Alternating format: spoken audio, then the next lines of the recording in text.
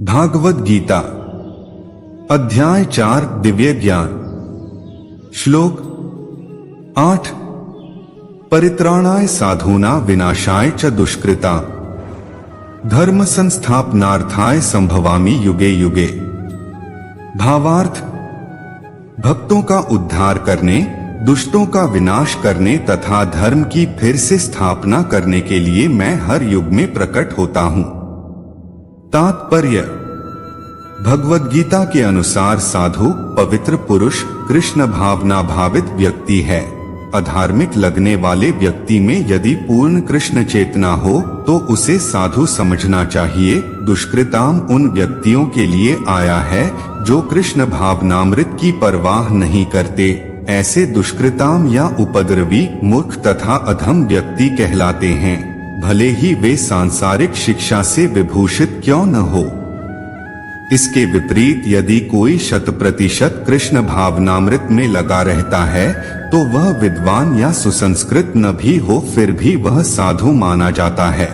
जहाँ तक अनिश्रववादियों का प्रश्न है, भगवान के लिए आवश्यक नहीं कि वे इनके विनाश के लिए उस रूप में अवतरित हों जिस रूप में वे रावण तथा कंस का वध करने के लिए हुए थे। भगवान के ऐसे अनेक अनुचर हैं जो असुरों का संहार करने में सक्षम हैं, किंतु भगवान तो अपने उन निष्काम भक्तों को तुष्ट करने के लिए विशेष रूप से अवतार लेते हैं जो असुरों द्वारा निरंतर तंग किए जाते हैं। असुर भक्त को तंग करता है, भले ही वह उसका सगा संबंधी क्यों न हो। यद्यपि प्रहलाद महाराज हिरण्यकशिपु के पुत्र थे, किंतु तो भी वे अपने पिता द्वारा उत्पीड़ित थे।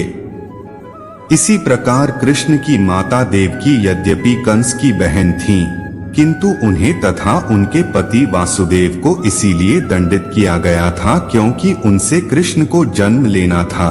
आथ भगवान कृष्ण मुख्यतः देवकी के उद्धार करने के लिए प्रकट हुए थे, कंस को मारने के लिए नहीं, किंतु ये दोनों कार्य एक साथ संपन्न हो गए। आथ यह कहा जाता है कि भगवान भक्त का उद्धार करने तथा दुष्ट असुरों का संहार करने के लिए विभिन्न अवतार लेते हैं। कृष्णदास कविराज कृत चैतन्य चरितामृत के निम्नलिखित श्लोकों से अवतार के सिद्धांतों का सारांश प्रकट होता है। सृष्टि हेतु ए मूर्ति प्रपंचे अवतरे, से ईश्वर मूर्ति अवतार नाम धरे, मायातीत परव्यों में सबार अवस्थान, विश्वे अवतरी धरे अवतार ना।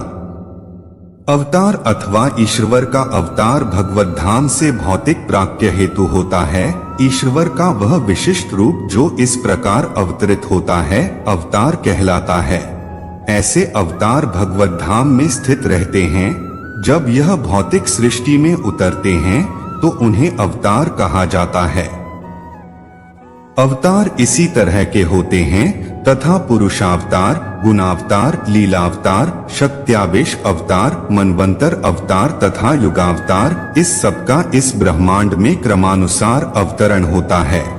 किंतु भगवान कृष्ण आदि भगवान हैं और समस्त अवतारों के उद्गम हैं। भगवान श्री कृष्ण शुद्ध भक्तों की चिंताओं को दूर करने के विशिष्ट प्रयोजन से अवतार लेते हैं, जो उन्हें उनकी मूल वृंदावन लीलाओं के रूप में देखने के उत्सुक रहते हैं। आथ कृष्ण अवतार का मूल उद्देश्य अपने निष्काम भक्तों को प्रसन्न करना है। भगवान का वचन है कि वे प्रत्येक युग में अवतरित होते रहते हैं। इससे सूचित होता है कि वे कलयुग में भी अवतार लेते हैं, जैसा कि श्रीमद्भागवत में कहा गया है कि कलयुग के अवतार भगवान चैतन्य महाप्रभु हैं, जिन्होंने संकीर्तन आंदोलन के द्वारा कृष्ण पूजा का प्रसार किया और पूरे भारत में कृष्ण भावनामृत का विस्तार किया। उन्होंने यह भविष्यवाणी की कि संकीर्तन की यह संस्कृति सारे विश्व के नगर नगर तथा ग्राम ग्राम में फैलेगी। भगवान चैतन्य को गुप्त रूप में किंतु प्रकट रूप में नहीं, उपनिषदों, महाभारत तथा भागवत जैसे शास्त्रों के गुह्य अंशों में वर्णित किया गया है। भगवान कृष्ण के भक्तगण भगवान चैतन्य के संकीर्तन आंदोलन द्वारा अत्यधिक आकर्षित रहते हैं। भगवान का यह अवतार दुष्टों का विनाश नहीं करता, अपितु अपनी अहेतुकी कृपा से उनका उद्धार करता है। हरे कृष्णा।